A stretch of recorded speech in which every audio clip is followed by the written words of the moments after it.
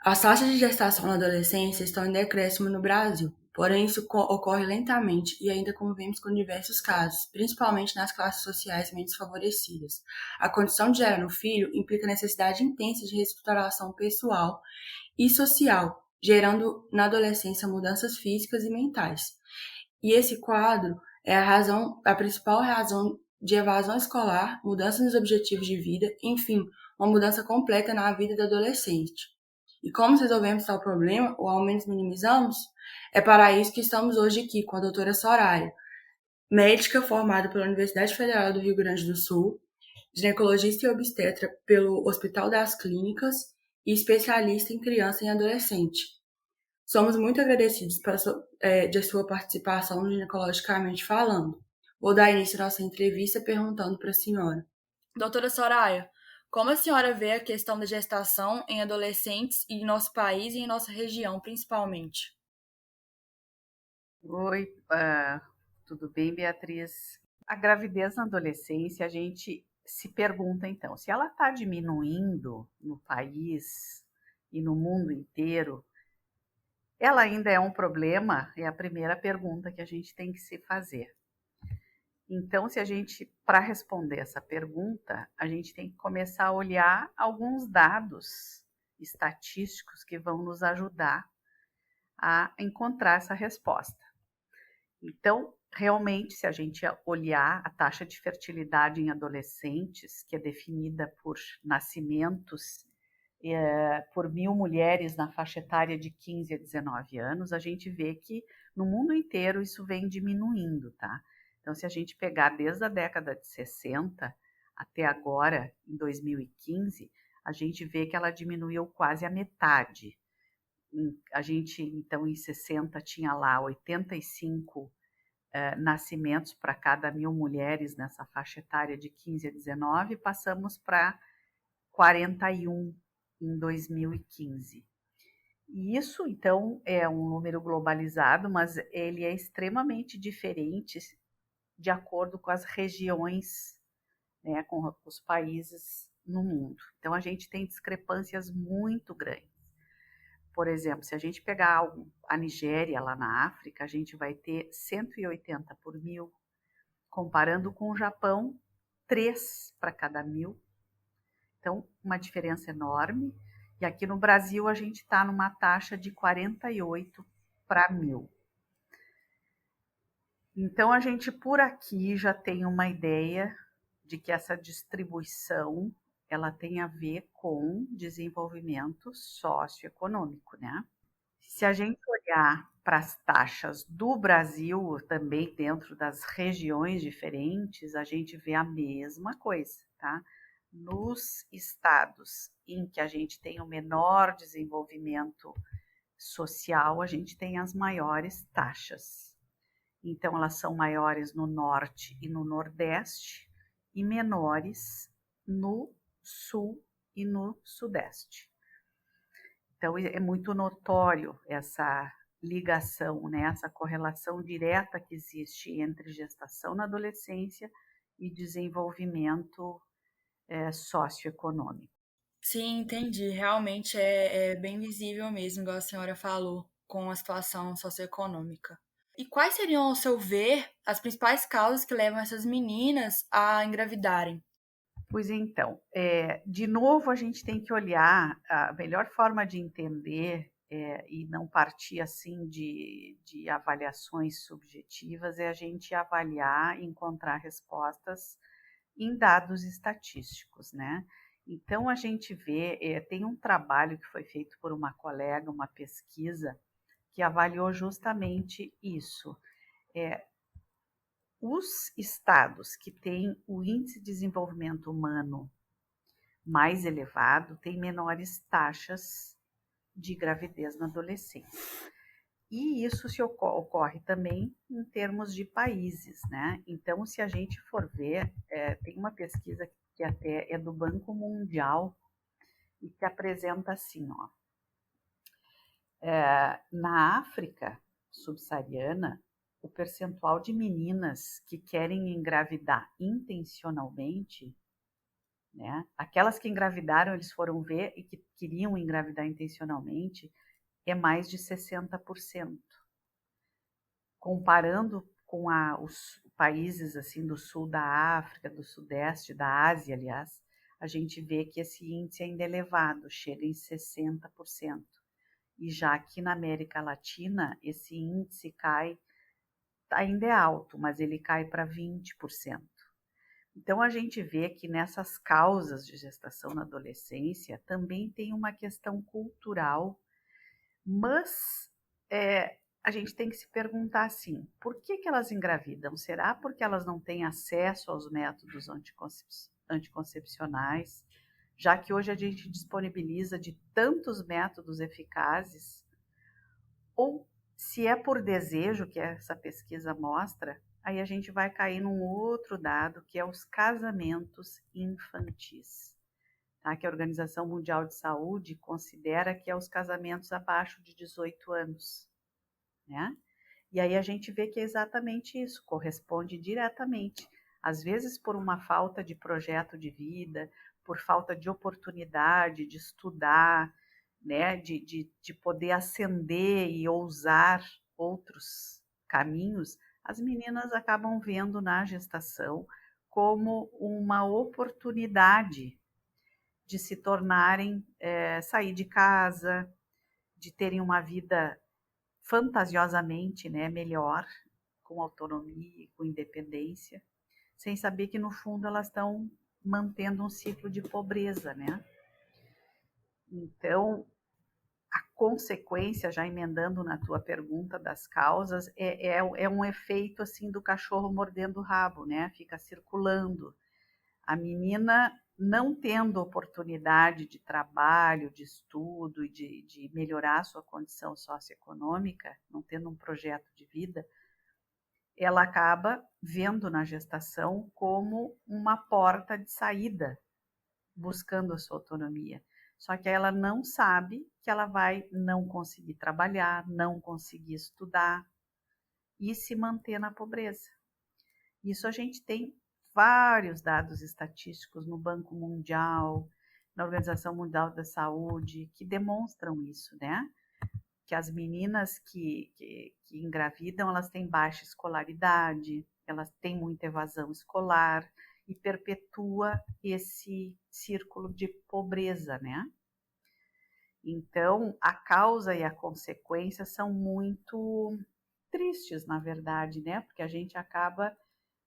gravidez é um momento tão especial na vida das pessoas que deveria sempre ser para melhor, né? E acaba que na adolescência isso geralmente não ocorre, né? A gente nunca pode generalizar, porque tem muitas meninas que engravidam também, né, na adolescência, que são felizes e acabam se dando bem, desde que elas tenham suporte, né, e que tenham uma boa estrutura familiar, econômica, para que elas possam continuar depois estudando e ter uma profissão, e aí melhorar a sua condição socioeconômica. Só que isso a gente não vê na classe econômica mais baixa, né? E aí a gente tem essa perpetuação da pobreza, né? Então, isso é uma coisa muito séria, assim, que teria que se combater através de projetos sociais, envolvendo a educação, né, para que não tenha evasão escolar, para que as meninas aumentem a escolaridade. A gente vê, assim, tem estudos muito, muito nítidos mostrando que, assim, um pouquinho a mais que as meninas estudem, tem um impacto enorme nas taxas de redução de fertilidade, né? Então, tem um estudo aqui que é do Banco Mundial, que é muito interessante, que mostra bem isso, ó. A cada, assim, ó, a cada ano a mais, ano não, a cada grau, digamos, o curso primário, algum nível de escola secundária ou secundário completo, a diferença que faz na taxa de gravidez na adolescência. Então, por exemplo, ó, meninas que não completaram o ensino primário, elas têm uma taxa de gravidez na adolescência de muito mais alta do que aquelas que completam o ensino totalmente o secundário, né? Então, assim, a cada grau desse que tu passa do primário para o secundário, tu tem um impacto de redução na gestação na adolescência de mais de 10%. Né? Então, isso é muito significativo, né? Da importância que a gente abrir oportunidades para essas meninas, né, na educação e de projetos de vida tem para que a gente possa combater a gestação na adolescência. Muito interessante que é bem relacionado à causa social, né? Isso tudo, igual a Muito, senhora falou. exatamente. E às vezes a gente vê que até nas classes altas, viu? Aquelas meninas que às vezes têm alguma dificuldade, assim, mais de desenvolvimento psicológico, seja lá por que motivo for, elas acabam engravidando também, né? Mesmo com os recursos todos mais acessíveis, né? De prevenção, de educação. Então, assim, a coisa emocional da busca de autonomia, de independência, a gravidez acaba passando na cabeça das meninas como fantasiosamente essa porta, sabe? De saída, assim, de agora eu vou estar grávida, eu sou reconhecida socialmente de uma maneira, vão me olhar diferente, eu tenho alguns direitos, eu tenho respeito. Então, tem muito esses aspectos psicológicos também, né? Mas os determinantes sociais de inequidade, de acesso à saúde, à informação, aos métodos anticoncepcionais e à própria educação são muito, muito importantes. E a senhora acha que a sexualidade precoce também leva a esse desfecho da gravidez na adolescência? Com certeza, as meninas que se iniciam muito precocemente na vida sexual, elas muitas vezes não têm nem maturidade, né, para entender o quão complexo se envolver sexualmente com alguém. Então, são meninas mais vulneráveis, né? Então, a gente ainda tem taxas de gestação na adolescência de 10 a 14 anos bastante altas. A gente vê no Brasil as taxas, elas variam só para fazer um comparativo, ó, em torno de 2,5 por mil, enquanto que na adolescência, assim, de 15 a 19 anos, elas estão em 48. Então, parece uma diferença enorme. Só que uma menina de 14 ou menos anos engravidar tem um impacto em vários aspectos, né? Tanto os desfechos para a mãe e para o bebê, né, na saúde, quanto para os desfechos na família e para o crescimento psicossocial dessa menina é muito maior do que para as meninas que engravidam, por exemplo, lá com 18. Então, essas meninas que se iniciam muito precocemente na vida sexual, elas têm menos maturidade, elas não provavelmente estejam utilizando algum método anticoncepcional, ou mesmo que tenham acesso, vão usar de forma inadequada se não tiverem um monitoramento adequado. Então, é muito importante que a gente, quando vai pensar em dar assistência e prevenção para essas meninas, que a gente saiba acolher e saiba diferenciar assim dos adultos o que são as especificidades, que olhar a gente tem que ter, né, para que essa menina consiga chegar até nós. Ou será que nós tem que esperar ela chegar até nós, ou a gente tem que ser mais proativo, né? E aí isso que entra as escolas, e as meninas então teriam que estar dentro da escola para receber essa educação sexual. E tudo isso a gente vê de maneira que é tudo muito pouco ainda, né, no nosso meio, tanto em termos de Brasil quanto na nossa região. A gente tem programas de educação social, mas é tudo muito tímido, né? É tudo muito pontual, não há assim uma continuidade de ações. Ainda falta muito da gente interligar as ações da saúde com as ações da educação, que os postos de saúde sejam serviços amigáveis para os adolescentes, né? Tanto irem buscar os métodos anticoncepcionais quanto a camisinha para prevenir as doenças sexualmente transmissíveis. Tem um gap assim ainda nessa, tem que fazer uma intersecção melhor assim na sociedade como um todo, né? Para a gente aprimorar isso, trabalhar melhor a educação sexual, dar mais acesso e ser um programa continuado. Não adianta a gente fazer só ações pontuais e sem conexão com as outras que a educação faz, ou que a Secretaria do Esporte faz, ou que até algumas entidades privadas também fazem, né? Ou as ONGs. Tem que ter assim uma política de Estado, uma política que seja contínua, né? E que tenha sempre monitoramento e avaliação, para a gente poder avançar de forma mais rápida, porque a gente vê que estamos diminuindo, mas muito lentamente, né?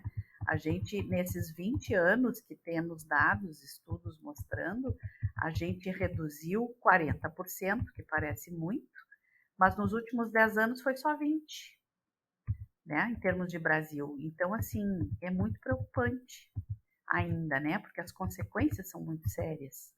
A gente tem muito para fazer ainda, né? Em relação ao que a senhora estava falando sobre ser tímida ainda a questão da educação sexual nas escolas, a senhora acha que as informações são um pouco dadas e também se são maiores, se tem mais informações nas escolas de classes mais altas do que classes mais baixas, ou se é mais ou menos a mesma coisa, o mesmo fluxo de informação? Eu acho que os colégios da rede privada, eles têm toda uma infraestrutura melhor, né, para poder ter qualidade melhor de materiais. E eles têm um pouco mais de autonomia, né, eles não dependem tanto das políticas públicas para implementar essas ações. Enquanto que os colégios públicos, eles dependem muito dos estados, municípios e até da União em receber materiais, eles não podem fugir muito do que é determinado, né, pelos gestores, tanto do nível nacional quanto municipal e estadual. Então, eles são um pouquinho mais limitados nesse aspecto, né? E a gente vê que daí isso depende muito de cada governo, né? Isso tem uma oscilação maior. E que era isso que eu estava me referindo. Quando um programa se torna política de Estado, ele tem uma continuidade independente de quem esteja lá na gestão. Entende? Se é o político A, B ou C, se é o partido A, B ou C, não importa. Aquilo, no momento que se torna uma política de Estado, o gestor tem obrigação legal de cumprir. Então, é isso que nós precisamos em muitas áreas, né, da saúde e da educação no nosso país. E a sexualidade perpassa por ambas, tanto na saúde quanto na educação.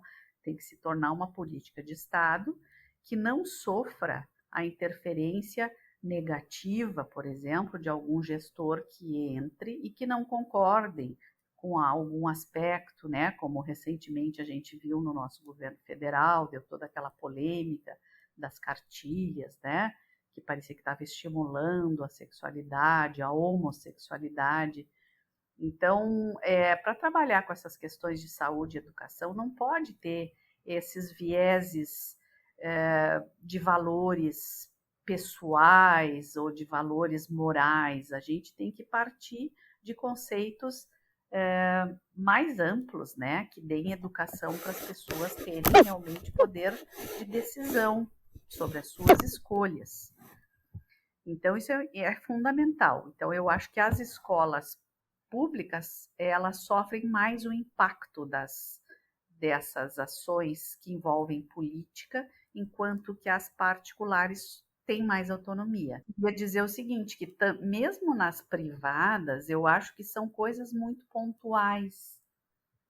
Entende? Vai lá a professora de biologia, de ciências, não sei o quê, e fala lá com os alunos, algumas aulas, mas muito perdido no meio de tudo, não há uma sequência. E então aquilo não, dependendo do momento que está cada adolescente, aquilo não dá eco, fica muito solto.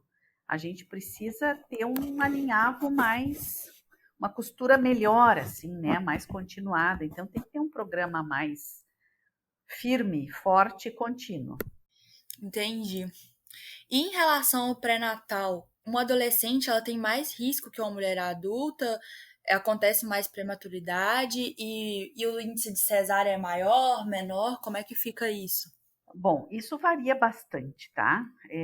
Depende muito da qualidade da assistência, saúde também. Mas, assim, nós vamos encontrar tudo que é dado estatístico. Como geral, assim, a gente pode dizer que sim. A gravidez na adolescência tem um pouco mais de risco, tanto para a mãe quanto para o bebê, tá? A gente encontra muitos estudos mostrando isso. Mais prematuridade nos bebês, mais baixo peso, mais infecções. O índice de cesárea depende da idade. Abaixo dos 15 anos tem mais, mas acima dos 15 anos não tem mais cesárea. Mas depende também muito da qualidade da assistência, tá? Se for pegar, por exemplo, lugares onde tem acesso ao pré-natal, o pré-natal é de boa qualidade, o parto também, esses índices não são tão diferentes da população em geral. Mas em lugares mais carentes, com mais dificuldade de acesso ao sistema de saúde, ou que o sistema de saúde não tenha tanta qualificação, com certeza essas diferenças se acentuam mais, né? Então, se tu pegar lá países da Europa ou dos Estados Unidos, os indicadores deles, de tanto para a criança quanto para a mãe, não são muito diferentes dos adultos. Se tu pegar aqui na América Latina, dependendo do país, tu já vai ver que na gestação de adolescentes, todos esses indicadores tendem a ser pior. Então, existem algumas condições biológicas da menina que favorecem, né? Mais risco para cesárea, mais risco para prematuridade, algumas doenças da gravidez têm maior incidência nessa faixa etária, como doenças graves, né? Como pré-eclâmpsia, eclâmpsia, descolamento prematuro de placenta, todos eventos graves que tanto podem impactar com mortalidade materna quanto com os indicadores do recém-nascido, né? Prematuridade, baixo peso, morte neonatal, perinatal, tudo isso impacta. E como tem a ver também com baixo índice de escolaridade, né? As coisas somam, porque se tu pegar mulheres adultas com baixo índice de escolaridade, todos esses indicadores ruins de pré-natal, de baixo pré-natal, de mais morte materna, mais óbito perinatal, isso também está diretamente ligado com a baixa escolaridade. Então se mistura um pouco aí, entendeu? O que é biológico e o quanto é determinante social de qualidade de assistência. Entendi. E em relação à amamentação, é verdade ou é um mito de que uma adolescente tem menor probabilidade de amamentar o filho? Esse quesito em especial eu não vi assim atualizado para te dizer um dado estatístico, mas com certeza as meninas têm uma dificuldade um pouco maior de se dedicar à amamentação, que é uma coisa que precisa de uma maturidade, de umas certas características psicológicas de doação, né, de acolher, de resiliência, que o adolescente não tem, né? Então, o adolescente é muito mais instável. Mas eu não saberia te dizer com certeza, dados estatísticos, deve ter, mas eu não tenho dado atual para te dizer assim com números mais de forma assertiva, né? Não, claro, tudo bem. E assim, como a gente pode prevenir as adolescentes de engravidar e prevenir também as meninas que tiveram a gestação na adolescência não voltem a engravidar novamente? Sim, essa tua pergunta é muito importante, porque assim, a gente sabe que o índice de repetição da gestação na adolescência é muito alto, tá? Os dados aqui do Brasil, a gente vê que em torno de 26% das meninas que engravidam na adolescência têm uma nova gravidez na adolescência. Então, isso é muito triste, né? E mostra o quanto a gente está falhando como preventivamente de evitar a gravidez, né? Então, é muito importante que a gente tenha esse olhar diferenciado E os lugares que tiveram grande sucesso de prevenção da gestação na adolescência investiram exatamente nisso, de dar acesso aos métodos anticoncepcionais de longa duração, que a gente chama de LARC, né? Que é a sigla em inglês, que se resume basicamente, então, na colocação de DIU, tanto DIU de cobre quanto hormonal, e o implante subdérmico. Os locais que fizeram isso, Roraima, por exemplo, que é lá na região norte do nosso país, tem um dos maiores índices de gestação na adolescência. Comparando, eles têm um índice lá de 74 para cada 1.000, enquanto que o Brasil tem 48 para cada 1.000. E o menor índice que a gente tem é aqui na região sul, né? Que estamos em torno de 36. Lá em Roraima, eles conseguiram reduzir, vou te dizer aqui, não é nem na Tocantins, reduziu 50%, foi a maior redução que tivemos no país nesses últimos anos, em função de um programa que coloca o implante já logo após o parto. Porque se sabe da dificuldade dessas meninas, às vezes, de voltarem ao serviço de saúde depois para colocar o DIU ou o implante ou algum outro método. Então, comparando também com outros países aqui, os nossos vizinhos, como Uruguai e Chile, que tiveram grandes reduções de taxa de gestação na adolescência, por exemplo, o Uruguai, de 2005 para 2018, quer dizer, em 3 anos, eles reduziram de 72 para 36 por 1.000. Né? Então, uma redução enorme em apenas 3 anos. Então, o diferencial foi esse: dar acesso e ampliar a oferta aos métodos contraceptivos de longa duração, ou seja, DIU hormonal, DIU de cobre e o implante subdérmico. E aí a gente sempre escuta a mesma história, né? Mas é muito caro. Aí tem vários estudos na literatura que mostram que o custo-benefício em relação ao quanto custa botar e investir na compra desses métodos, comparado com quanto custa uma gestante adolescente, dar toda a assistência, as complicações que ocorrem. Então, a gente vê que o custo anual para fazer esse método, esses dados são dos Estados Unidos, porque a gente não tem, né, mas dá para ter uma ideia, o custo anual para cada usuária seria de $21. Então, quer dizer, tu investindo $21 para evitar a gravidez na adolescência, esse é o custo de todas as complicações que tu pode evitar. Então, esses dados têm que ser apresentados para os gestores, né, da saúde, para que eles vejam que não é gasto, é economia. Entendeu? Então, isso tem evidência. Só que, infelizmente, as pessoas que trabalham com gestão na saúde, às vezes, não conseguem ter acesso aos políticos que são os que decidem. Então, o nosso grande problema no país é gestão, viu? Não é nem falta de recurso, é gestão. É saber usar o dinheiro onde realmente precisa e onde a gente vai ter impacto.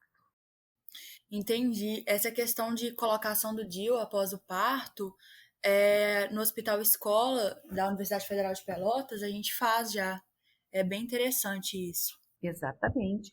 Então, e não só o DIU, o implante também, tá? Ele é considerado de menor risco e pode ser colocado pós-parto. A única questão, assim, do implante é porque o SUS não fornece, né? E aí isso limita muitas pacientes. É igual a senhora falou. É considerado caro, mas seria um excelente investimento. Não é caro.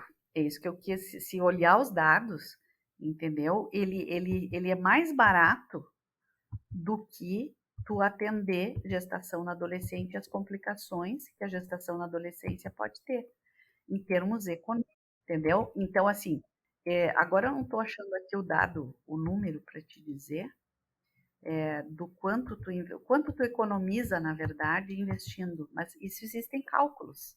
E isso que tem que convencer os gestores, entendeu? Que tu faz um investimento que parece caro, mas que, na verdade, em curto prazo, ele vai te trazer uma economia, entendeu? Sim, sim, isso mesmo. E assim, doutora Soraya, quais seriam os conselhos que a senhora tem a dar para os pais, mães de meninas e meninos, de adolescentes e para os estudantes de medicina que abordam esses casos também nas unidades básicas de saúde, nos ambulatórios, com relação à prevenção da gestação na adolescência? Eu acho que primeira coisa tem que saber acolher, né? O adolescente é um paciente especial, é um paciente que chega com aquela pompa e circunstância, mas na verdade aquilo é só uma armadura para esconder a insegurança, o medo.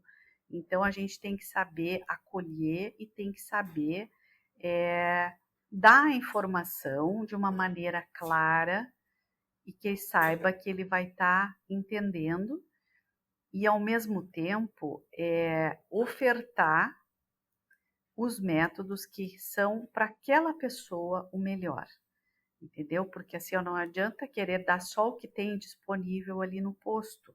Se só tem pílula e aquela adolescente não sabe tomar, e vai tomar um dia sim e vai esquecer 2 ou 3, não vai funcionar. Então a gente tem que saber orientar que talvez para ela fosse melhor tomar injeção, ou tirar os mitos, ter paciência para ouvir o que ela pensa de cada método, apresentar os diferentes tipos, dar informação para que ela possa escolher e não impor. Ah, é esse que tem no posto, então é esse que eu vou te dar e pronto. Não, dá informação, de repente ela pode ser uma candidata a colocar um DIU, a usar o trimestral injetável, que é mais eficaz também. Então, saber acolher, saber conversar sobre contracepção, sobre sexualidade e nunca esquecer que a saúde não é sozinha, né? Tem que tensionar para que tenha as escolas juntas, fazer programas juntos, palestras, essas coisas de oficinas, para empoderá-los, assim, né? Para que eles se sintam, bom, eu tomei a decisão, eu vou usar isso. E tornar o serviço acolhedor, assim, não ter aquelas rigidez que às vezes a gente vê, né? Chegou atrasado, não vou atender, faltou uma vez na consulta, não vou atender. O adolescente não pode ser assim. A gente tem um exemplo muito bacana e eficiente, que é a Secretaria de Saúde do Estado de São Paulo. Eles têm mais de 20 anos aí de programa em relação à prevenção de atendimento ao adolescente, né? E eles têm até aquelas telefones de urgência para orientar os adolescentes. Esqueci a pílula, né, no domingo. Então, o maior número de ligações que dava era na segunda de manhã para se orientar como que tomava a pílula do dia seguinte, por exemplo. Então, tem várias ações assim que não ficam só restritas a estar sentado atrás de uma mesa num posto de saúde com seu jaleco. Tem que pensar maior, tem que pensar em ações que envolvam para além do posto de saúde. Né? Então, essa é a mensagem que eu gostaria de deixar para vocês, que o nosso trabalho não é apenas esperar que eles batam na nossa porta para procurar, porque eles não vêm, nós temos que ir até eles. Entendi, doutora Soraya, muito legal. E eu gostaria de agradecer mais uma vez a sua participação no Ginecologicamente Falando. Com certeza, com esse podcast, a gente consegue multiplicar as suas palavras e fazer uma melhoria na saúde de nossa população. Tá bom, Beatriz, eu que agradeço o convite e fico à disposição. É sempre bom poder contribuir. Muito obrigada, um abraço. Um abraço, Beatriz.